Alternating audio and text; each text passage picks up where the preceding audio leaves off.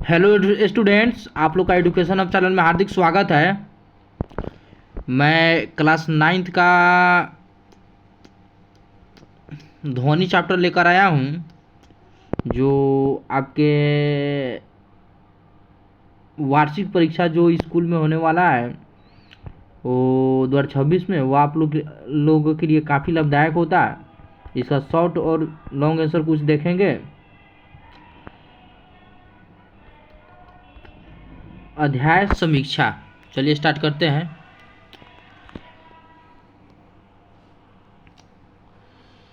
किसी माध्यम में ध्वनि संपीड़न तक विरलों वेव रूप में संचारित होता है। ध्वनि बूम देखेंगे। जब ध्वनि उत्पादक सोर्स ध्वनि की चाल से अधिक तेजी से गति करती है तो यह वायु में प्रघाती तरंगें उत्पन्न करती है।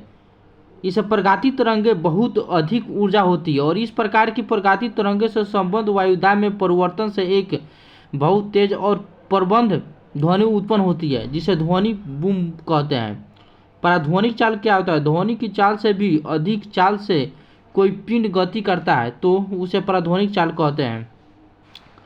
प्रतिध्वनि क्या है? जब कोई ध्वनि किसी माध्यम से टकराकर परिवर्तित होती है तो वह ध्वनि हमें पुनः सुनाई देती है, जिसे प्रतिध्वनि कहते हैं।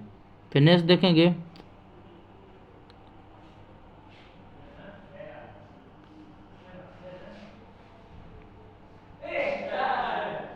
ध्वनि की दीवारों में ब्रह्मता परिवर्तन किसके कारण ध्वनि निर्गत होता है? अनुवरण कहलाता है। अनुवरण को कम करने के लिए भवनों में पर्दे लटकार करते हैं ताकि ध्वनियों की अवशोषण ना हो सके। इसका अतिरिक्त कमरे में श्रोताओं की उपस्थिति अधिक होती है तो ध्वनि का अवशोषण भी हो सकता है। मनुष्य में ध्वनि की श्रव्यता का परिसर 20 हर्ट्ज से 20,000 हर्ट्ज तक होती है। 20 हर्ट्ज से कम आवृत्ति की ध्वनियों का अपश्रव ध्वनि कहते हैं। इसका प्रस्रव 20 हर्ट्ज से कम है। 20,000 हर्ट्ज से अधिक आवृत्ति की ध्वनि को प्रस्रव ध्वनि कहते हैं। इसका प्रस्रव 20,002 हर्ट्ज से अधिक होता है। नेक्स्ट क्वेश्चन देखेंगे। प्रस्ध्वनि की आवृत्ति उच्च होती है। फिर नेक्स्ट को पराध्वनि तरंगों को हृदय के विभिन्न भागों से परिवर्तित कराकर हृदय की प्रतिबिंब बनाया जा सकता है। इसे तत्कालिक इंटोग्राफी कहते हैं। जब ध्वनि किसी माध्यम से संचालित होती है तो माध्यमों की घनत्व किसी अधिकतम तथा न्यूनतम मानों के बीच बदलता है। घनत्व की अधिकतम मान से न्यूनतम घन तक परिवर्तित और पुनः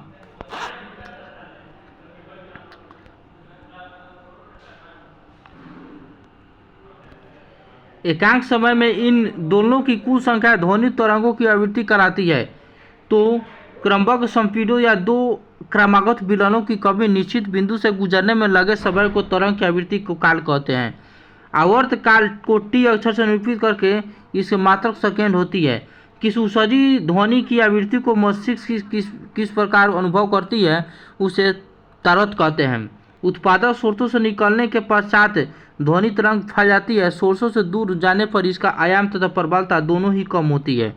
फिर नेक्स्ट क्वेश्चन देखेंगे। एकल आवृत्ति की ध्वनि को टोल कहते हैं। अनेक आवृत्ति को मिश्रण से उत्पन्न ध्वनि को स्वर कहते हैं। यह सुनने में सुखद होता है, इसे नॉइज कंपेरियन नहीं होता, जबकि संगीत सुनने में सुखद होता है। किसी माध्यम में ध्वनि द्वारा उत्पन्न विक्षोभ आपके कानों तक कैसे पहुंचता है? तो इसका आंसर देखेंगे।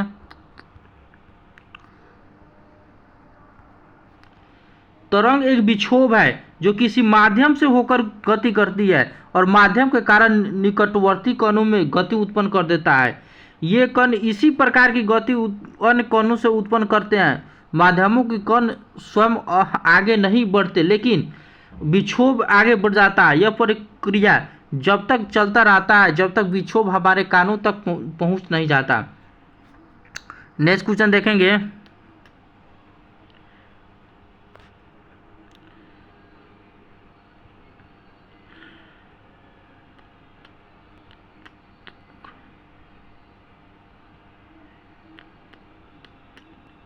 ध्वनि निम्न किसका रूप है? तो ध्वनि इसका आंसर होगा ऊर्जा का रूप है।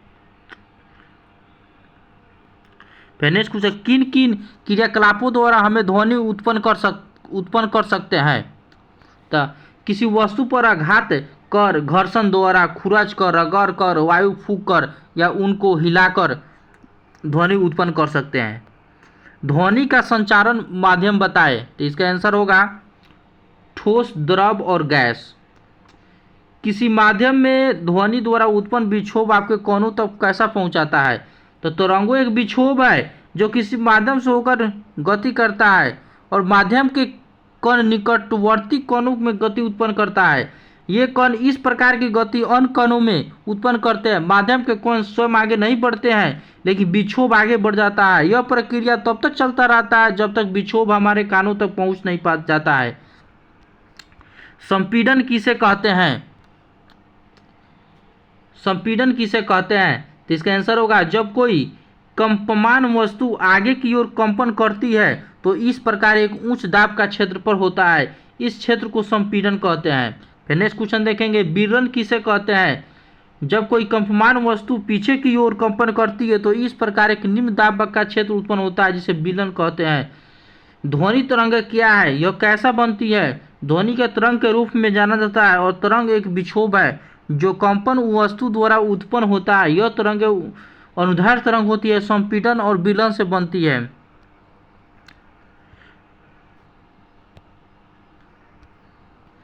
ध्वनि तरंगे की यांत्रिक तरंगे क्यों कहते हैं? तो ध्वनि तरंगों की यांत्रिक तरंगे इसलिए कहते हैं क्योंकि इसमें संचरण के लिए द्रव्यात्मक माध्यम की आवश्यकता होती है। नेक्स्ट क्वेश्चन देखेंगे,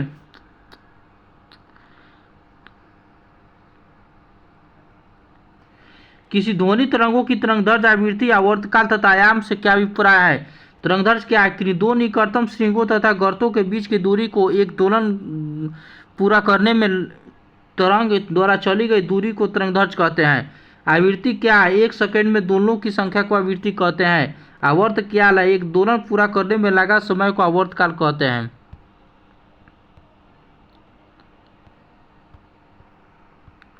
आयाम क्या है? किसी तरंग के संचरण के माध्यम से कोणों का संतुलन की स्थिति में अधिकतम विस्थापन आयाम कहलाता है। नेक्स्ट देखेंगे, ध्वनि की प्रबलता तथा तीव्रता में अंतर बताइए। तो कृपया आप लोग इस कमेंट में लिखकर भेज दें। नेक्स्ट क्वेश्चन, पराध्वनिक चाल की परिभाषा दीजिए। ध्वनि की चाल से भी अधिक चाल कोई पिंड गति करता है तो उसे पराध्वनिक चाल कहते हैं।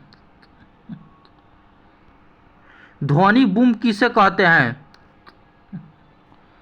जब ध्वनि उत्पन्न सोर्स ध्वनि की चाल से अधिक तेजी से गति करता है तो वायु में प्रगाती तरंग उत्पन्न करती है। यह प्रगाती तरंगों से में बहुत अधिक ऊर्जा होती है। यह प्रकार की प्रगाती तरंगों से संबंध वायुदाब में परिवर्तन में एक बहुत तेज और प्रबल ध्वनि उत्पन्न करता है, जबकि ध्वनि बूम कहलाता है। ठोस, द्रव और गैस में ध्वनि की चाल की सबसे अधिक किस्में होती है।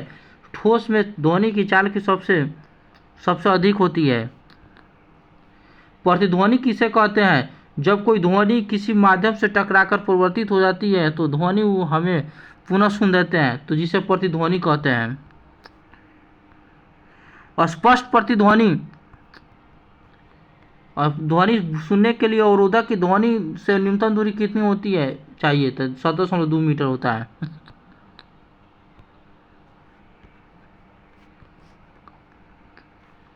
अनुरण किसे कहते हैं? इसे कम कैसे किया सकता है? ध्वनि की दीवार से बराबर परिवर्तन जिसके कारण ध्वनि निर्बंध होता है अनुरण कहलाता है। हमें इसे कम करने के लिए भवनों में पर्दे लटका सकते हैं। ध्वनि तरंगों की अवशोषण हो सकती है। इसके अतिरिक्त कमरे में श्रोताओं की उपस्थिति अधिक हो जाती है, इस ध्वनि का अवशोषण हो सकता है।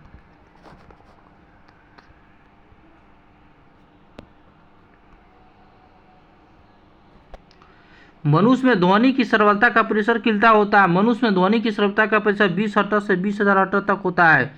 अश्रव्य ध्वनि किसे कहते हैं? अश्रव्य ध्वनि की प्रसारता क्या होता है? 20 हर्ट्ज से कम आवृत्ति की ध्वनियों को अश्रव्य ध्वनि को कहते हैं। इसका प्रकाश 20 हर्ट्ज से कम है। पराध्वनि किसे कहते हैं? पराध्वनि की परिभाषा क्या है? तो 20,000 हर्ट्ज से अधिक आवृत्ति की ध्वनियों को पराश्रव्य ध्वनि कहते हैं। इसका प्रकाश 20,000 हर्ट्ज से अधिक होता है। पराध्वनि के 3 अनुप्रयोग को लिखे। पराध्वनि का अनुप्रयोग, पराध्वनि प्रायः उन भागों को साफ करने में किया जा सकता है जहां तक पहुंचाना कठिन है, जैसे सर्पलिकार, नल, इलेक्ट्रॉनिक पुर्जे इत्यादि। पर ध्वनि का उपयोग धातु के ब्लॉकों में दरारों को पता लगाने के लिए किया जाता है। चिकित्सा क्षेत्र में पराध्वनिक का प्रयोग बीमारियों को पता लगाने के लिए किया जा सकता है। पराध्वनिक की आवृत्ति निम्न या उच्च में से क्या होती है? पराध्वनिक की आवृत्ति उच्च होती है। इकोकार्डियोग्राफी किसे कहते हैं? तो पराध्वनिक तरंगों की हृदय के विभिन्न भागों से प्रवृत्ति कराकर हृदय की प्रतिबंध बनाया जाता है। इस टेक्निक को इकोकार्डियोग्राफी कहते हैं। अल्ट्रासोनिक ग्राफी क्या है? इस टेक्निक का उपयोग चिकित्सा क्षेत्र में किन किन बीमारियों के लिए निदान किया जा सकता है? अल्ट्रासोनिक एक टेक्निकल होता है जिसमें पराध्वनिक तरंगों शरीर के ऊतकों में गमन करती है तथा उस स्थान से परिवर्तित हो जाती है। इसके पश्चात इन तरंगों की विद्युत संकेतों से परिवर्तित किया जा सकता है, जिससे उस अंग का प्रतिबिंब बना लिया जा सकता है। इन प्रतिबिंबों की मॉनिटर पर यह फिल्म पर मुद्रित कर लिया जा सकता है। यह टेक्निक अल्ट्रासोनोग्राफी कहलाती है। इस टेक्निक का उपयोग चिकित्सा क्षेत्र में निम्न बीमारियों के निदान के लिए किया जा सकता है। शरीर में उत्पन्न असमानताओं को पता लगाने के लिए, जैसे ट्यूमर, पीत पथरी, गुर्दे का पथरी इत्यादि होता है। गर्भाशय संबंधी बीमारी के लिए भी होता है। पेप्टिक अल्सर को पता लगाने के लिए क्या आता है? सोनार शब्द का पूरा नाम क्या है? तो साउंड नेविगेशन एंड रैंकिंग है। ये ऑब्जेक्टिव के लिए काफी महत्वपूर्ण होगा। सोनार क्या है, इसका उपयोग लिखे। सोनार एक युक्त है जिसे जल में स्थित पिंडों की दूरी, दिशा तथा चाल मापने के लिए पराध्वनिक तरंगों का उपयोग किया जा सकता है। यह एक यंत्र है जिसमें एक प्रेषित तथा एक संसूचक होता है, जिसे नाव या जहाज में लगाया सकता है। सोनार की टेक्निक का उपयोग करके समुद्र की गहराई ज्ञात करने के तथा जल के अंदर स्थित चट्टानों, घाटियों, पेंडियों, हिमशीलों, डूबे हुए जहाजों आदि की जानकारी प्राप्त करने के लिए किया जा सकता है। आवृत्ति का एसआई मात्रक क्या? आवृत्ति का एसआई मात्रक हर्ट्ज होता है।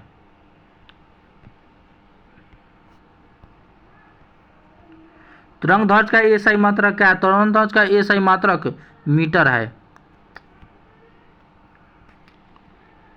दो क्रमिक संपीड़नों या शीर्षों के बीच की दूरी को क्या कहते हैं? तरंगदैर्घ्य होते हैं। अनुदैर्घ्य या अनुप्रस्थ तरंगों को परिभाषित कीजिए। प्रत्येक का एक उदाहरण दिए। अनुदैर्घ्य तरंग क्या है? तरंगदैर्घ्य जिसमें माध्यमों के कारण उस दिशा में आगे पीछे कंपन करते हैं जिसमें तरंग चाल रहती है, अनुदैर्घ्य तरंग कहलाती है। उदाहरण, वायु में ध्वनि तरंग अनुदैर्घ्य तरंग है।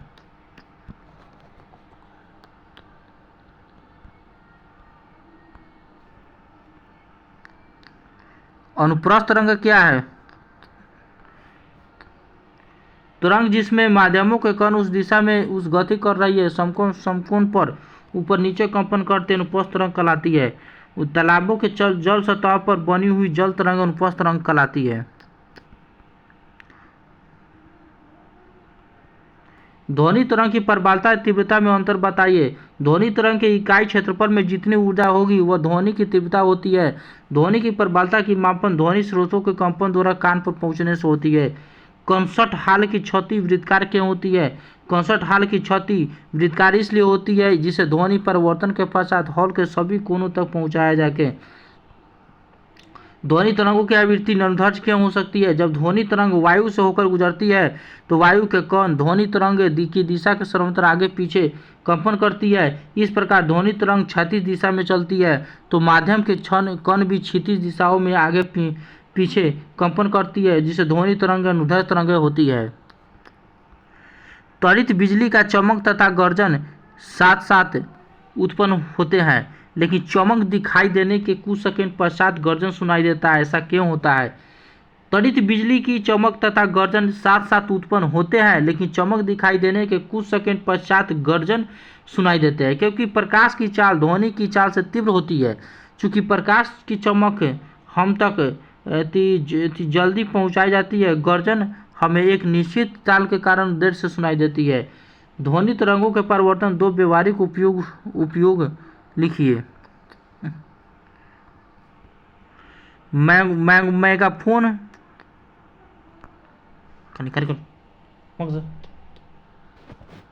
गेटो बंद कला। मेगाफोन, लाउड स्पीकर, हॉर्न तथा शहनाई जैसे वाद्ययंत्र सभी इस युक्ति के आधार पर बनाया जा सकता है। स्टेथोस्कोप में रोगी के हृदय की धड़कने की ध्वनि बार बार परिवर्तित के कारण डॉक्टर के कानों तक पहुंचती है। ध्वनि की प्रबलता से क्या तात्पर्य है? यह किन कारणों पर निर्भर करती है? किसी एकांक क्षेत्रफल ऐसे एक सेकेंड में गुजरने वाली ध्वनि ऊर्जा को ध्वनि की प्रबलता कहते हैं।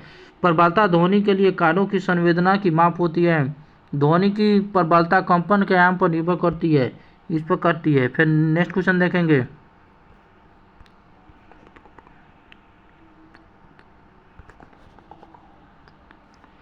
तरंग गति क्या है? तरंग गति माध्यम से परागण करता है हुआ कंपन विक्षोभ है जिसमें दो बिंदुओं के बीच सीधे संपर्क होता है। बिंदु एक दूसरे बिंदु को ऊर्जा स्थानांतरित की जा सकती है। अनुप्रस्थ तरंग अनुदैर्ध्य तरंग में दो अंतर लिखिए। तो अनुप्रस्थ तरंग क्या देखेंगे? इन तरंगों में माध्यम के कण की गति की दिशा लंबवत करते हैं। इन तरंगों में शीर्ष तथा गर्त बनते हैं। अनुदैर्ध्य तरंग क्या है? इन